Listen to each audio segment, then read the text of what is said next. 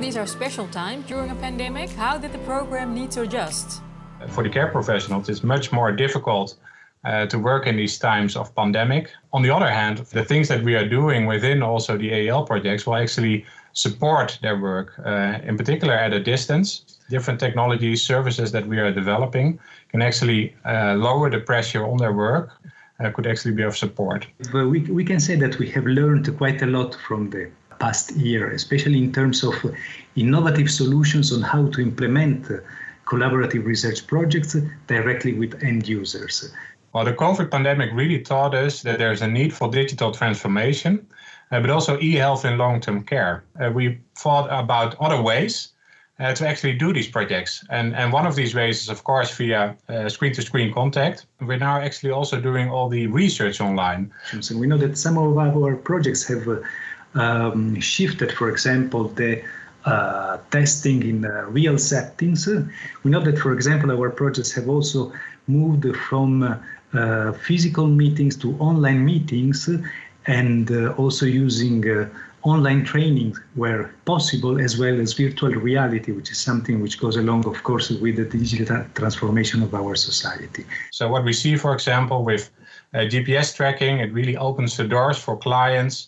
What we see for social robotics is that informal carers and formal carers don't have to come in the homes all the time, so they can actually do a part of their care online, mediated via, for example, social robotics or online platforms. What was your main objective for participating? We already have a care robot, Tessa, here that can help people living longer at home, the people with dementia. And we wanted to explore whether connecting to sensors would help us to adjust the instructions and verbal guidance of our products.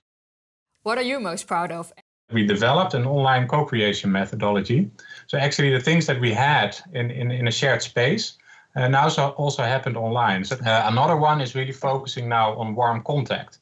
So we are now doing screen-to-screen contact, but there's not the warm contact we would have in the same room. So we're now actually experimenting with some various technologies. So that can be haptic feedback, maybe with sounds, something like a touch on your shoulder. So we're trying to enhance the screen-to-screen contact with technologies to support warm contacts.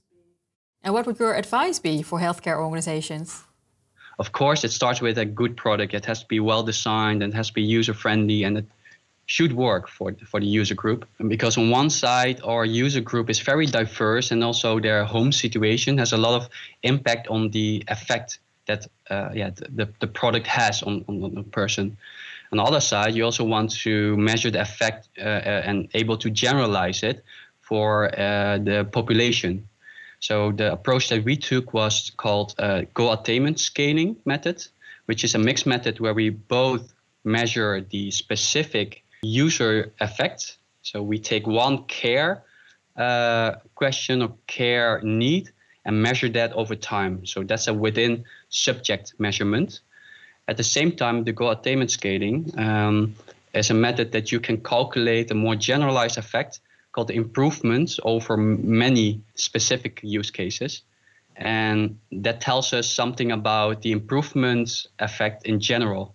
And at the same time, for each user and participant in our research, we also take qualitative interviews to see what their experience is and in what other aspects they experience improvements in living at home. The business model is something that generally a consortium defines at the beginning, maybe at the submission stage, but doesn't take in consideration the need to have it implemented into an iterative way that is also validated. Another key aspect that I would suggest is to keep focused and propose something which is easy, that is simple. First of all, ensure that your organization readiness level should be high and throughout the whole organization. So from, let's say, the board of directors to the care personnel, and that takes time. So I would advise them to start already now in a process of digital transformation, and it also means that you have to break down